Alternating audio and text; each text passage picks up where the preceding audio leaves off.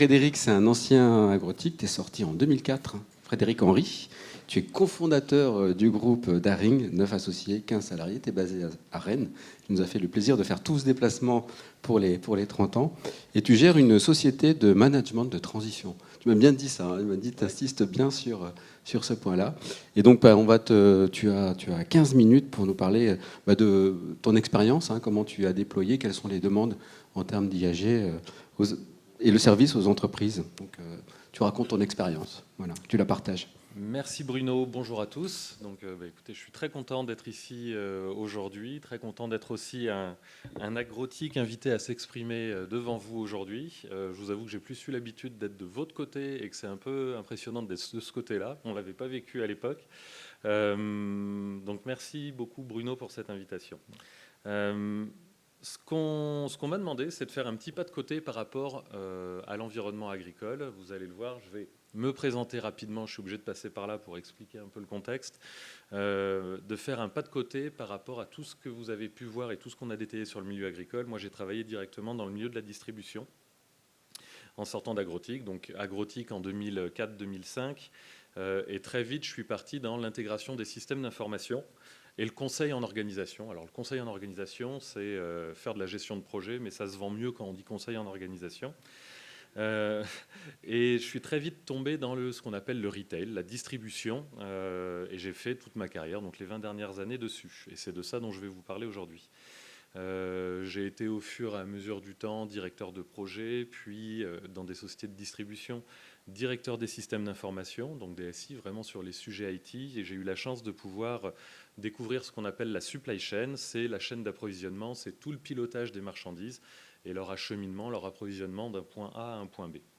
J'ai fait ça aussi plusieurs années, jusqu'à être consultant indépendant, c'est-à-dire que j'ai fait le même métier, mais en décidant de le faire par moi-même pour des entreprises en mode freelance.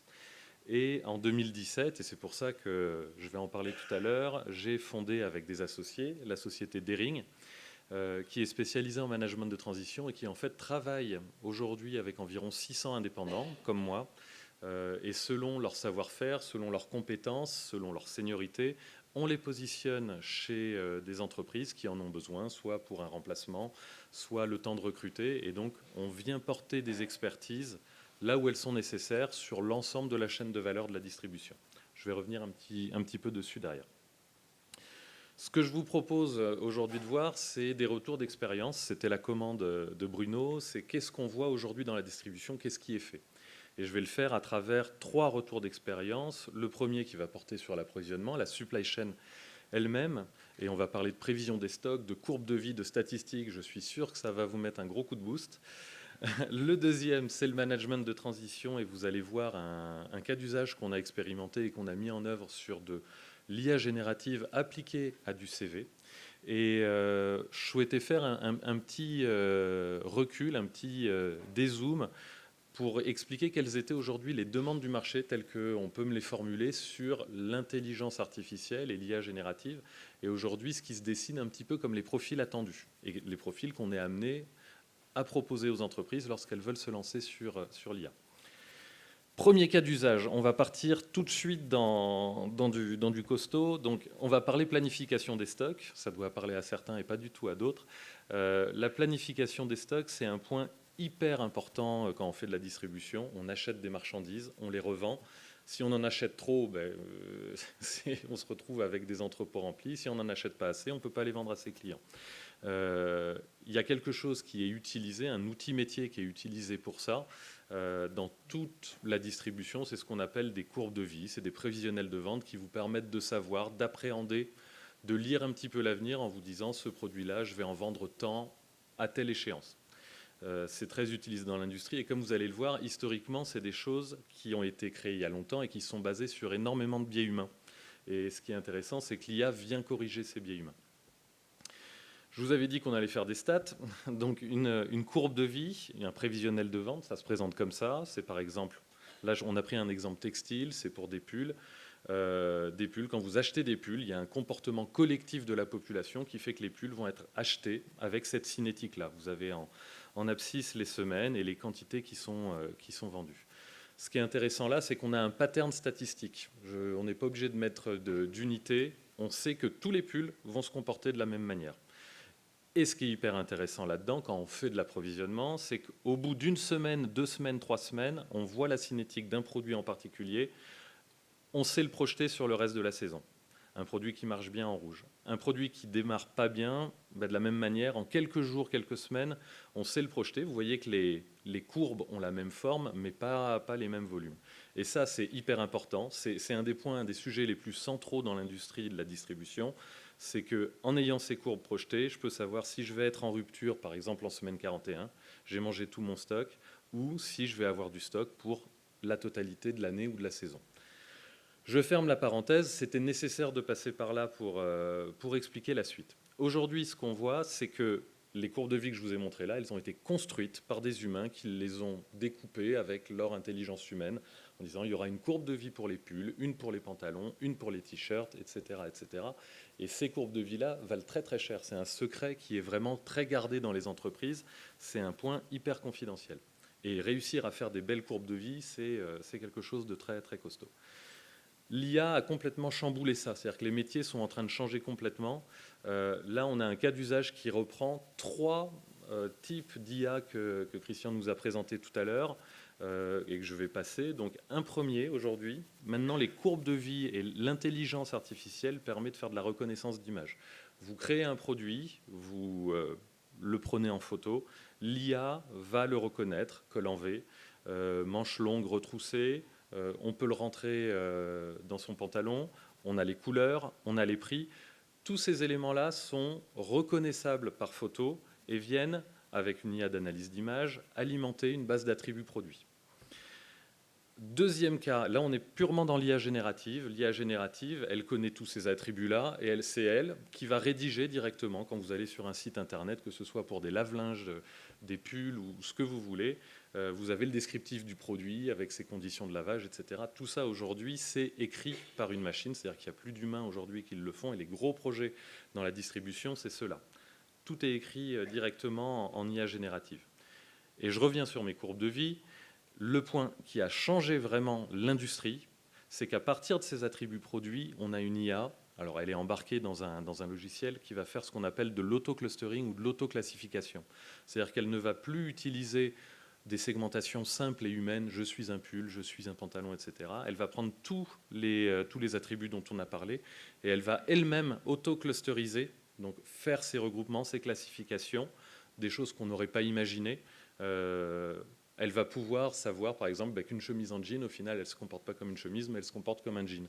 C'est évident comme ça, mais si on n'a pas les données, on ne peut pas le savoir. Et donc, aujourd'hui, c'est directement l'IA qui va choisir les bonnes courbes de vie et qui va permettre de faire l'approvisionnement en automatique de tous ces produits. Pourquoi je montre ça? C'est un changement majeur dans l'industrie. Les résultats, c'est qu'on a une efficacité, ce qu'on appelle une efficacité des stocks de plus 15%. Moins de stocks résiduels, ce qui est important, c'est-à-dire qu'on va moins surproduire, on va vraiment produire par rapport à la demande, moins de rupture pour que le consommateur trouve ce qu'il veuille. D'habitude, un projet qui marche, on fait plus 1% d'efficacité de stock, c'est la révolution. Là, on arrive sur des chiffres qui sont 15 fois supérieurs. Et c'est surtout des nouveaux métiers. C'est-à-dire qu'avant, on avait des approvisionneurs. Aujourd'hui, on a des gens qui doivent avoir une réelle compréhension de ce qu'est la statistique, ce qu'est une courbe de vie, comment je la crée, comment l'outil peut la créer. Et on passe d'un métier d'approvisionneur quasiment à un métier de data scientist. Et la question qu'on se pose, c'est comment je nourris le plus efficacement mon IA. Le métier, et c'est en l'espace de 5 ans, il a complètement changé. Deuxième retour d'expérience, je change complètement. Je vous parlais tout à l'heure de la société que j'ai cofondée, qui s'appelle Daring Connect. On fait du management de transition, de la direction de projet, du pilotage. L'idée, c'est de pouvoir mettre à disposition des entreprises qui font appel à nous, un manager de transition ou un expert en 48 à 72 heures. C'est notre engagement, on doit trouver. Sur tous les métiers et avec une diversité de profils majeure. Notre rôle, c'est de présenter le profil idéal à l'entreprise qui a un besoin urgent. Quelqu'un s'est cassé la jambe, il n'est pas là pour manager son équipe ou quelqu'un est parti. Il faut qu'on puisse trouver quelqu'un et le présenter vite. Flux tendu, 48-72 heures. Et dans ce cas-là, le CV, c'est la pièce centrale. c'est ce qu'on va adresser à nos clients. Il doit être à nos couleurs, forcément. On est une entreprise, on ne va pas envoyer le CV personnel de la personne, on va envoyer notre CV brandé. Et ce CV, il doit être une synthèse et reprendre toutes les informations qui sont disponibles sur le freelance que l'on va proposer. Un CV personnel, ça peut être LinkedIn, ça peut être des résumés d'entretien qu'on a eu avec la personne. C'est une tâche qui est excessivement longue et fastidieuse. Recréer un CV, il n'y a rien de valorisant, il n'y a rien d'intéressant, il n'y a pas de réelle valeur ajoutée. Donc on a demandé aux personnes qui travaillent avec nous, on a 2 employés dont c'est le métier, qui font on va dire l'interview des personnes, l'onboarding dans notre réseau et la réalisation des CV. Et c'est elles qui ont trouvé le cas d'usage et qui l'ont demandé. Qu'est-ce qu'on fait? Donc c'est très visuel, hein. Alors là, on n'est pas dans du waouh, on ne va pas faire des vidéos et on n'envoie personne sur la Lune. On prend un CV, on prend une fiche LinkedIn, on prend des résumés d'entretien. On a choisi de travailler avec Mistral, qui, comme on le disait tout à l'heure, a une approche RGPD un petit peu plus consistante. Et au final, on en sort notre CV. Ça se fait en environ 1 minute. Et dans notre CV, là, vous ne le voyez pas, mais les grands domaines d'expertise, les missions, la manière dont elles ont été résolues, les outils connus, les langues, rien d'exceptionnel. Mais ça nous fait, vous allez voir, beaucoup gagner de temps. Les facteurs clés de succès et d'utilisation, surtout, c'est bien évidemment la qualité du script. On a travaillé avec une personne qui est venue coécrire le script avec nous, et c'est un script qui est quand même assez complexe, pour venir vraiment reproduire à la fin en sortie un document formalisé, structuré. C'est le choix de l'IA. J'ai rapidement dit tout à l'heure, on a fait le choix de Mistral pour son ancrage européen et pour les sujets RGPD. On touche quand même à des données personnelles, même si elles sont publiques. Surtout la capacité de connexion et d'APIisation. C'est-à-dire qu'on ne va pas s'amuser comme quand on commence à aller sur ChatGPT et envoyer des requêtes unitaires à chaque fois. On est obligé de travailler en mode interfacé. Et surtout, ce qui fait la vraie valeur ajoutée, c'est d'intégrer l'interrogation de l'intelligence artificielle dans un process qui est automatisé. Et donc, on doit pouvoir intégrer ça de manière modulaire et en faire un vrai outil bureautique pour les personnes qui travaillent sur ce sujet. Le retour d'expérience, c'est que c'est efficace, ça libère les équipes des tâches fastidieuses. Gare aux hallucinations, on en a plusieurs fois parlé. Il faut relire, hein, parce qu'il y a des diplômes quelquefois que l'intelligence artificielle vient inventer. C'est-à-dire qu'on sort un CV et on voit une expérience qui n'a jamais eu lieu, ou un diplôme qui n'existe pas, mais qui statistiquement avait beaucoup de chances d'exister. Et ça, c'est hyper intéressant à voir et faut faire attention. Moi, j'avais fait par exemple un master en finance, je ne sais pas pourquoi. Le gain de temps, ça prenait environ 1h45 par CV. On gagne 1h30 et on garde environ 15 minutes pour relire et ajouter du contenu. Mais quand on multiplie ça par 20 CV par semaine, quand on est en phase de flux tendu, c'est énormément de temps gagné. Et je reviens sur la question qui a été citée, c'est comment on utilise intelligemment ce temps gagné. Et là, ce n'est pas de l'angélisme, c'est vraiment ce que nous disent les équipes, et c'est pour ça qu'elles nous avaient mobilisés, c'est on veut plus de qualité, donc on va mettre le temps au final sur la qualité, sur les échanges, sur les entretiens, plus d'échanges avec les clients et les candidats, et au final, j'allais dire paradoxalement, plus d'humains, parce qu'on délègue la tâche sans valeur ajoutée à l'IA. La prochaine étape, c'est peut-être, et on va le faire cette année, voir la correspondance entre les besoins et les profils, et peut-être même retourner le modèle, c'est-à-dire prendre l'ensemble de nos contenus, les positionner dans l'IA, et ensuite interroger directement l'IA, qui connaîtra tous les CV, tous les besoins des entreprises, tous les livrables qui avaient pu être écrits par le passé, et donc on arrive vers quelque chose de beaucoup plus enrichi. Troisième et dernier retour d'expérience, c'est en travaillant dans ce milieu du management de transition et donc de fournir des expertises, de la ressource humaine experte, on voit arriver les demandes des entreprises sur l'IA. Elle est de plus en plus demandée. Ça a commencé comme d'habitude par un effet de mode. Aujourd'hui, il y a des vrais questionnements de fond qui sont en train d'émerger. On voit que les profils purs techniques aujourd'hui sont inaccessibles. Quand je parle de pure technique, c'est des docteurs en mathématiques, c'est des personnes qui sont à l'INRIA, qui travaillent dans les GAFAM, dans les startups, et qui vont coder l'intelligence artificielle. Ça, moi, j'en vois pas. C'est des profils tellement hyper spécialisés qu'ils sont directement captés par les éditeurs. En revanche, on a des profils experts qui peuvent intervenir auprès des entreprises. C'est souvent, historiquement, des personnes qui sont très à l'aise avec la data, ce n'est pas un hasard, d'anciens consultants, reporting, BI, qui ont travaillé après dans le data, la big data, et qui aujourd'hui arrivent vers l'intelligence artificielle. Parce que les modes de raisonnement, le fait de penser en plusieurs dimensions, de penser data, on retrouve la même chose. Et surtout, ce qui est demandé, c'est de la mise en application concrète. Je vous ai montré 2 cas d'usage, ils ne sont pas waouh, mais ils fonctionnent et ils ont des vrais résultats. Donc il faut des personnes en mesure d'accompagner les entreprises avec pédagogie, pouvoir aussi évangéliser, c'est ce qu'on a vu sur la présentation précédente, on est encore en début de cycle dans l'IA. Surtout conduire des expérimentations et des approches incrémentales. C'est le fameux test and learn. Quand on a mis en place cette IA générative pour les CV, on a commencé en faisant des simples requêtes unitaires sur ChatGPT, on regardait ce qui se passait. Et selon la manière dont on posait la question, les résultats n'étaient pas les mêmes.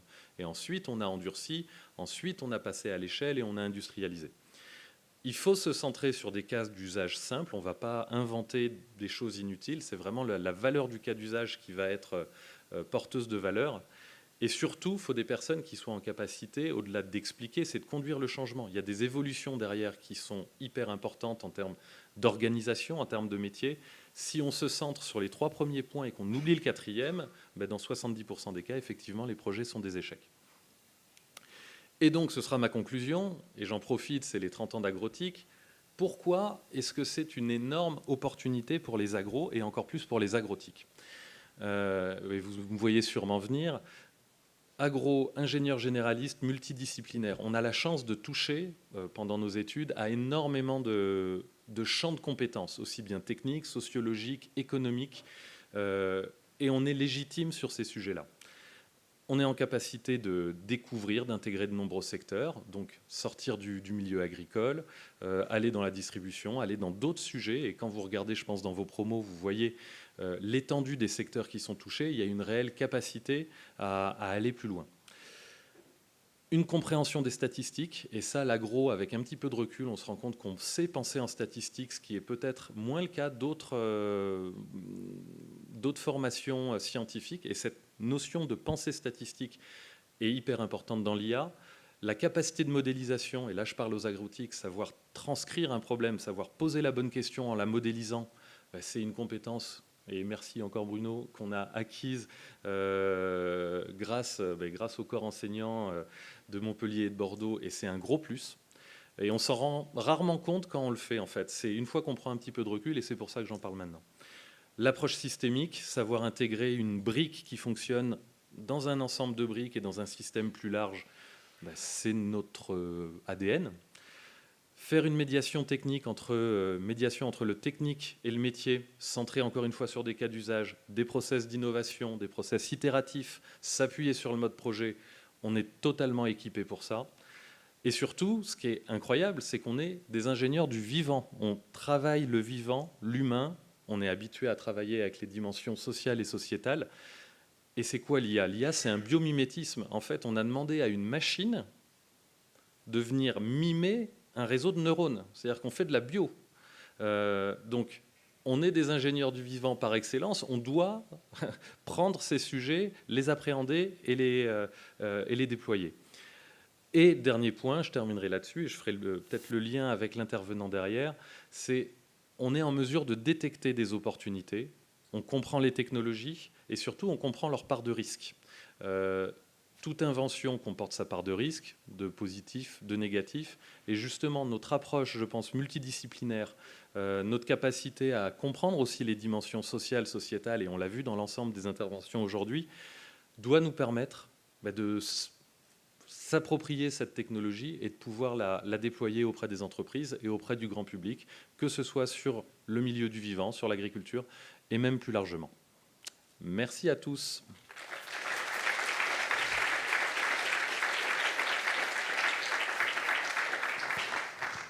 Merci beaucoup Frédéric. Non, restez là. En t'écoutant, je me disais, mais il aurait dû être enseignant. Hein. Voilà, c'est d'une clarté, d'une limpidité, c'est très très agréable à écouter. Est-ce qu'il y a des questions, des remarques, des constats dans l'assistance ? Oui, Pierre. On va avoir le temps pour une petite question. Bonjour à tous, moi Pierre Compère, je fais du conseil aux entreprises et de l'animation de conférences de haut vol, notamment pour la chaire agrotique. Ma société s'appelle Explicit. Et j'avais une question pour la partie supply chain. Est-ce que sur les produits frais et les produits alimentaires, est-ce que ces courbes de vie sont pertinentes et est-ce que l'IA vient aussi révolutionner ces courbes de vie et la gestion des supply chains pour les produits alimentaires et les produits frais en particulier? Alors, sur le produit frais, on est sur d'autres, on va dire, techniques d'approvisionnement. On est beaucoup plus sur du flux tendu, on est sur du flux qui est massif et qui n'est pas géré en pénurie. Donc, ce que j'ai montré là, en l'occurrence, ne s'applique pas directement. Les courbes de vie, en fait, projettent des ventes sur plusieurs semaines, plusieurs mois. C'est un petit peu moins vrai. Par contre, prévoir des tendances et prévoir des pics, c'est-à-dire on mangera peut-être plus de nectarines en été qu'en hiver, mais là, j'invente rien. Mais savoir à quelle semaine, etc., c'est des choses qui s'appliquent. On travaille par exemple avec Biocop, c'est des questions qui se posent pour prévoir sur des marchandises à péremption très rapide. C'est-à-dire que les courbes de vie ne sont pas celles que j'ai montrées là, ce sont des patterns beaucoup plus courts, mais c'est des choses qui existent. Je ne sais pas si elles sont optimisées aujourd'hui par l'IA, mais je ne vois pas pourquoi elles ne le seraient pas. Merci Frédéric, on va s'arrêter là. On va t'applaudir.